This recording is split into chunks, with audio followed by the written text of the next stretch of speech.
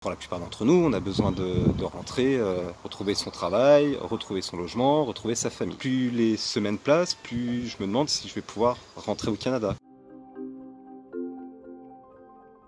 Bonjour, je m'appelle Romain et je suis actuellement bloqué en Guadeloupe depuis le 18 mars. Pour vous expliquer un petit peu mon parcours, j'ai décidé de tenter l'aventure canadienne pendant au moins une année. Je suis parti en octobre 2019 à Montréal où je me suis installé, j'ai pris un logement, j'ai trouvé un travail. Et puis fin février, je décide de partir en Guadeloupe.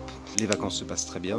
Et puis avec l'arrivée du coronavirus, le 16 mars, le gouvernement canadien annonce la fermeture des frontières à toute personne qui n'est pas citoyenne ou résidente permanente. Moi, mon vol de retour était prévu le 18 mars, j'annule mon vol et je me retrouve bloqué en Guadeloupe. Alors la première semaine qui suit le 18 mars, on a pas mal de vols de rapatriement qui sont effectués pour ramener les Canadiens au pays. Pour les résidents temporaires comme moi, on aura été bloqué aux frontières. En catastrophe, moi je trouve un endroit pour m'héberger, je trouve une auberge de jeunesse et puis la première semaine, j'attends de voir un petit peu ce qui va se passer. La deuxième semaine voit l'annulation des vols entre Pointe-à-Pitre et Montréal. Donc là, je commence un petit peu à paniquer et à me dire que ça va être beaucoup plus compliqué pour rentrer.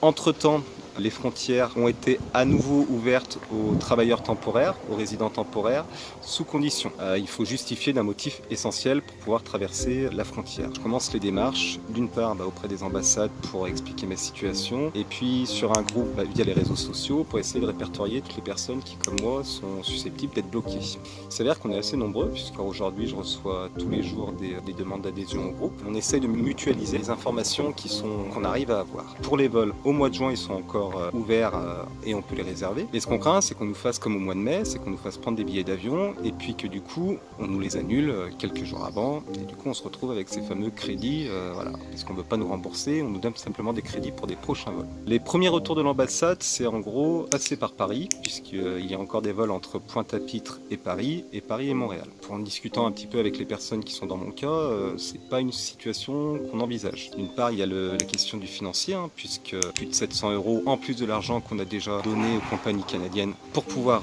rentrer à Montréal. Et puis aussi les risques sanitaires. C'est-à-dire que la Guadeloupe, c'est une région qui est plutôt épargnée par le coronavirus, avec très peu de cas. On préfère tous faire un vol direct de Pointe-à-Pitre à Montréal que de transiter par Paris, d'arriver dans une région où quand même le coronavirus sévit fortement. Là encore ce matin, moi j'ai écrit un mail à l'ambassade pour leur faire part de notre cas. Et ce qu'on aimerait, c'est qu'un vol soit affrété, au moins pour qu'on puisse rentrer.